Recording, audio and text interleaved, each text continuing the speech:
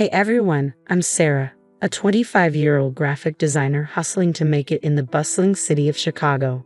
My apartment may be small, but it's mine, and I've been saving up for something big, a top-tier laptop that'll take my freelance work to the next level. Now, about my family. Well, it's complicated, especially with my older sister Emma. She's been a thorn in my side since we were kids, always trying to outshine me, always envious. I remember once when I won a school art contest. Instead of congratulating me, Emma just rolled her eyes and said, "Big deal, anyone can scribble on paper." That's what I had to deal with growing up. My mom, completely oblivious, would say, "Hey Sarah, why don't you show Emma your drawing?" Emma would sneer, "Yeah, let's see what the little artist can do." And don't even get me started on my parents, Tom and Linda. They might as well have had an Emma fan club sign on the door. It was always Emma this, Emma that, while I was busting my butt and feeling invisible. Despite all that, I kept grinding. I earned a scholarship to art school while Emma was still figuring out what she wanted to do. When I told her the news, she snarked, "They must be desperate for students." I didn't let it get to me though. Fast forward to now, I have finally saved enough for the laptop of my dreams. A sleek $3,000 MacBook Pro packed with all the power I need for my design work. The day I hit the order button, I felt like I was floating. "You sure about this?" My best friend Mike asked. "This is my moment, Mike. I've earned it," I told him. On my birthday, my family came over for a small celebration. Mom and Dad brought a cake, and even Emma showed up. "Happy birthday, sis," she said, handing me an envelope with a $100 gift card inside, grinning like she'd given me the world. "Wow, thanks Emma," I said, keeping it polite. Then, there was a knock at the door. My heart raced. I knew what it was. I rushed over and came back with a large box, grinning ear to ear. "My new laptop," I announced, tearing into it like a kid on Christmas. It was everything I dreamed of. "Isn't it beautiful?" I asked, holding it up for everyone to see. But Emma's face darkened. "How much did that thing cost?" she asked, her voice tight. "About $3,000, I admitted. Her eyes widened. $3,000? Who spends that much on a laptop? "It's for my work, Emma. I've been saving." "Oh right, your work," she interrupted, making air quotes. "Because Little Miss Perfect needs the fanciest toys to doodle on, right?" "It's not doodling, Emma. It's graphic design. It's my career." The tension was thick.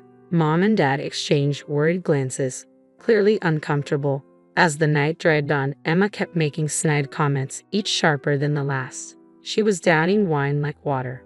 "Must be nice to waste money like that," she slurred. "Some of us actually work for a living, you know." "I do work, Emma. Really hard. Please, sitting around all day on your fancy computer isn't work." I was about to snap, but Mom intervened. "Girls, it's Sarah's birthday. Let's try to get along." Finally, as the night wound down, I walked Mom and Dad to the door. "Thanks for coming, and for the cake," I said. "Of course, sweetie. Happy birthday," Mom said, giving me a hug.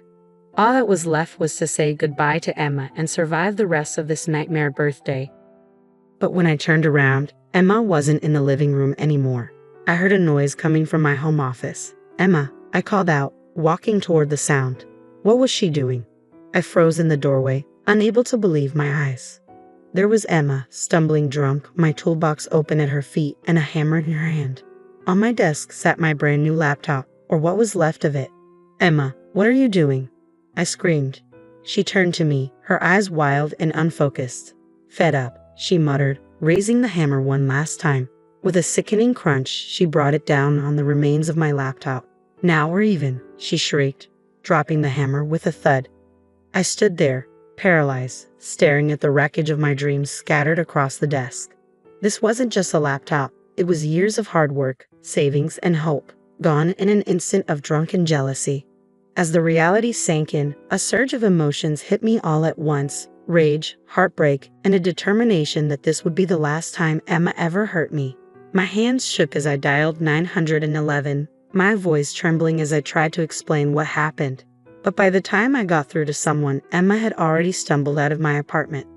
The cops listened, but without her there, it felt pointless. "We'll file a report, ma'am." But without the suspect present, I knew what that meant. Fat chance of anything coming from this. But I wasn't going to give up that easily. Next, I called my parents, hoping they'd back me up. "Mom, Dad, You need to tell the police what Emma did. You were here, you saw how she was acting. There was a long, heavy silence on the other end of the line. Finally, Dad spoke up. Honey, Emma called us earlier. She said she left your party around 8 p.m. We can't lie to the police. My blood ran cold. What? No, that's not true. She was here. She smashed my laptop. You know how she gets when she drinks. When I turned around, Mom chimed in. Now, Sarah, I think you might be exaggerating. Emma would never do something like that. Maybe you had a little too much to drink yourself. I couldn't believe what I was hearing. My own parents, once again, choosing Emma's lies over my truth. Fine, I said, my voice ice cold. Believe what you want. I hung up the phone and sank to the floor, surrounded by the shattered pieces of my dreams. But as I sat there, something inside me hardened. I was done being Emma's punching bag, done with my family's willful blindness. It was time to expose Emma for who she really was. I called my best friend, Mike. If anyone could help me pull this off, it was him. Mike, I need your help. It's about Emma. What did she do this time? He asked.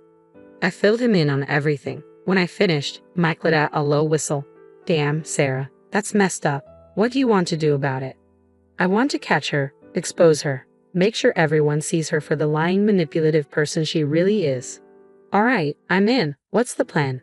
We spent hours brainstorming. Mike's tech skills were going to be crucial. First things first, he said, we need to set up some surveillance in your place, hidden cameras, mics, the works. Next time Emma comes over, we'll catch everything. Good idea. What else? We'll create a fake social media account to keep tabs on her. I can also do some digging into her digital footprint, maybe even her financials. People like Emma usually have skeletons in their closets. Meanwhile, I added, I'll play nice, act like I've forgiven her and the family. Get close again. You sure you can pull that off? Mike asked, concerned. I have been playing nice my whole life, Mike. I can do it a little longer. Over the next few weeks, we put our plan into action. Mike helped me install tiny cameras and mics around my apartment, hidden in picture frames and potted plants. We created a fake Instagram account, Chicago Party Girl, and got Emma to accept the friend request. I reached out to her, playing the forgiving sister. Hey, Em, I've been thinking. I'm sorry about how things went down on my birthday. Can we talk? Her response was quick. Sure, sis. I'm glad you've come to your senses. How about dinner next week? I had to stop myself from throwing my phone. Instead, I typed back, sounds great, can't wait. Meanwhile, Mike was working his magic behind the scenes. One night, he called me, his voice excited. Sarah, you're not going to believe this. I think I found something big, really big. What is it? I asked, my heart racing. I can't say for sure yet, but it looks like Emma might be embezzling from her company. I need to dig deeper, but the numbers don't add up. I felt a mix of shock and vindication. This was it. This was how we were going to bring Emma down. As I prepared for our dinner, I couldn't help but feel a twinge of sadness. How had it come to this? My own sister, my own family, but I pushed those feelings aside. Emma had made her choices, and now it was time for her to face the consequences. When Emma arrived at my place, I played the part of the forgiving sister. As she walked in, I felt the hidden cameras watching, ready to capture everything. Thanks for coming, Em. I really want us to move past this. Of course, sis. Water under the bridge, right? We chatted, and I carefully steered the conversation toward my work. You know, I've been getting some great freelance gigs lately. Clients love my work. Emma's jaw tightened, her eyes narrowing. Oh, aren't you special? She sneered. Always the golden child. I pushed harder. Remember my birthday? That laptop was going to take my career to the next level. Emma snapped. You and your stupid laptop. You think you're so much better than me, don't you? Well, I showed you. I smashed that thing to pieces and I'd do it again. Bingo. I had her confession on camera. Just then, my phone buzzed. It was Mike. It's done. His text read. We had anonymously tipped off Emma's workplace and the police about her embezzlement. Within days, her world imploded. She lost her job, faced criminal charges, and for the first time, our parents finally saw her true colors. The video of her confession went viral, ruining what was left of her reputation. A week later, I watched from my window as Emma moved out of her fancy apartment. Jobless and alone, I felt a mix of satisfaction and sadness. My sister's toxicity had finally caught up with her. I turned back to my new laptop, ready to move forward with my life and career. For the first time in years, I felt free from Emma's shadow. It was time to focus on my own path, leaving the pain and resentment behind. As I opened up a new design project, I couldn't help but smile. This was my fresh start, my chance to shine without Emma's constant attempts to dim my light. But here's a question for you. If you were in my shoes, would you have exposed Emma's crimes or tried to help her change? Was justice served, or did I go too far? Drop your thoughts in the comments below.